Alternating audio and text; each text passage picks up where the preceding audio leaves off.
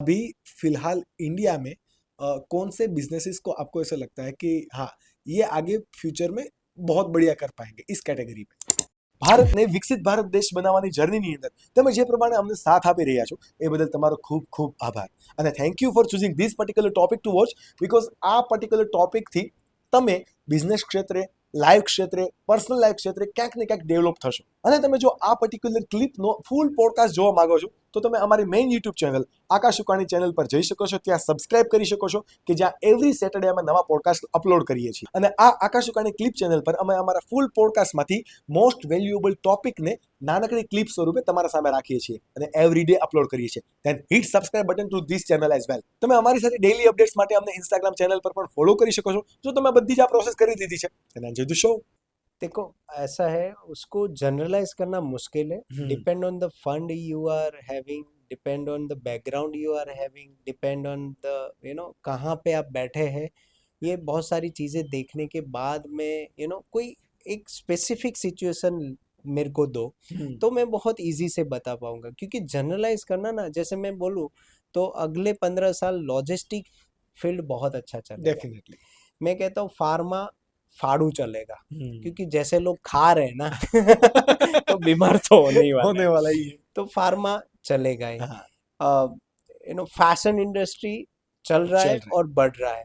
तो industry wise ऐसे मैं बोल दूं तो चलेगा. बट आज कितने लोग फार्मा की कंपनी चालू कर सकेंगे उसमें बिजनेस? तो टफ टफ क्योंकि है. इन्वेस्टमेंट बड़ा चाहिए.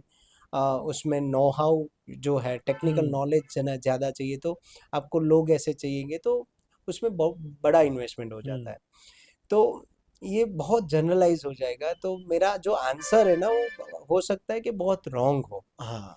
बट आप देखो कि कोई भी एक प्रॉब्लम को उठा लो और उस प्रॉब्लम को आप कैसे इजीएस्ट वे से सॉर्ट आउट कर सकते हो. जैसे आज की डे में जितने भी बिजनेस है उसमें मोस्टली लोग, राइट, आप देखो छोटे एसएमईज की बात करो, छोटे बिजनेस पर्सन, वो अनऑर्गेनाइज है, राइट.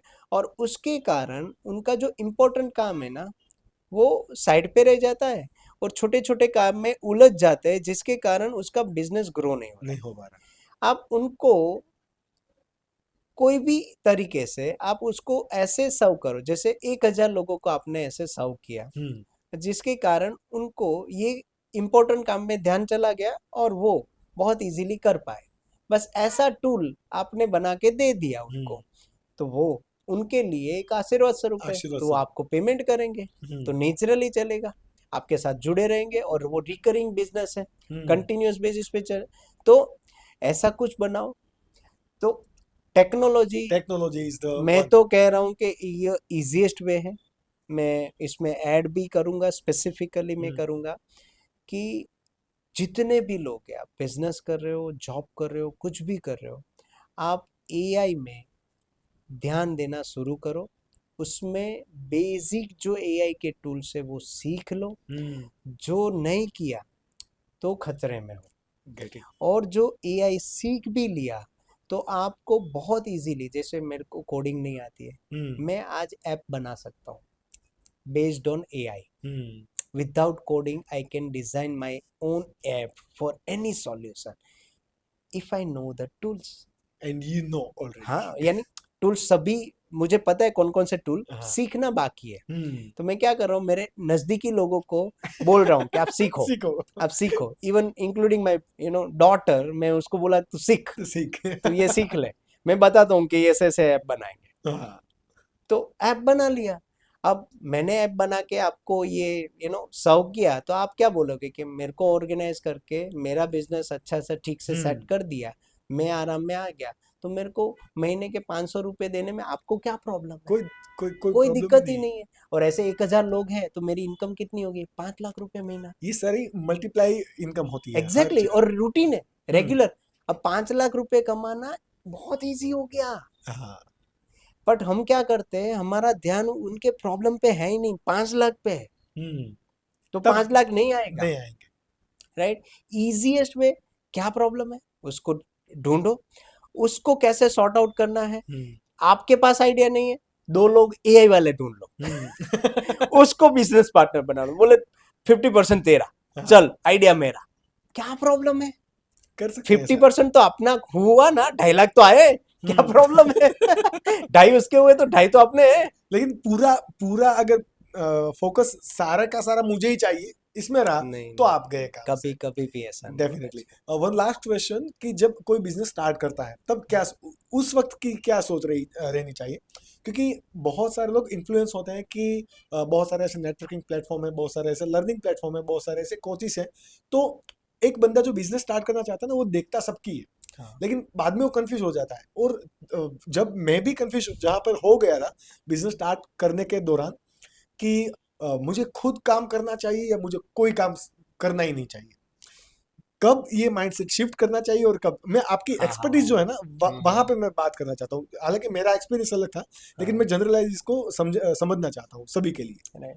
तो देखो ऐसा है, ये जर्नी है। हम्म। जैसे मैंने सिंगल पर्सन सोलोप्रेन्योर चालू किया है, तब मैं अकेला ही सब कुछ करता था। वो सेल्स हो, मार्केटिंग हो, हम्म। यू नो लोगों को मिलना हो, लाइजनिंग हो, ऑपरेशनल पार्ट हो, सब everything I was doing alone.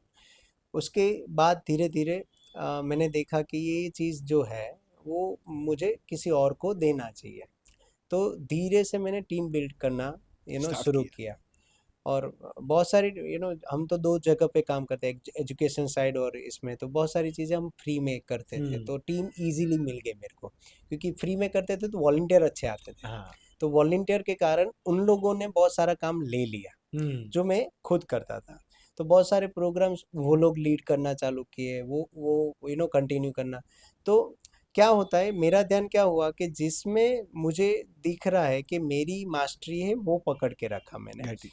दूसरों चीज़ों में मैंने लोगों को, अच्छे लोगों को पकड़ा। हम्म। अब अच्छे लोग में प्रॉब्लम क्या है पता है? उनमें स्किल नहीं होती है। हम्म। देखो, दो चीज़ इकट्ठा मिलना ब्लेसिंग है। ब्लेसिंग है। अच्छे लोग के साथ विद स्किल स्किल। मिल जाए ना, तो ब्लेसिंग है, आप नसीब वाले हो।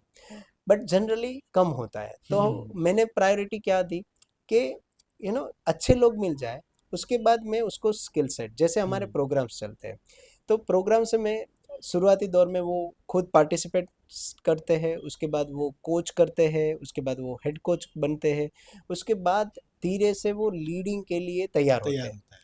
तो वो मैं कैसे कर रहा हूँ उसको दिखाता हूँ। उसके बाद धीरे से उनको बोलता हूँ इतना पार्ट आप लीड करो, उसके बाद मैं लेता हूँ, उसके बाद थोड़ा बड़ा कर दो।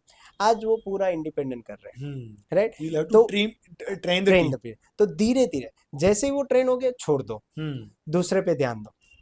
Get it. Are you getting? तो क्या होता है, मेरी मास्टरी की चीज तो मैंने मेरे पास ही रखी, और हम्म।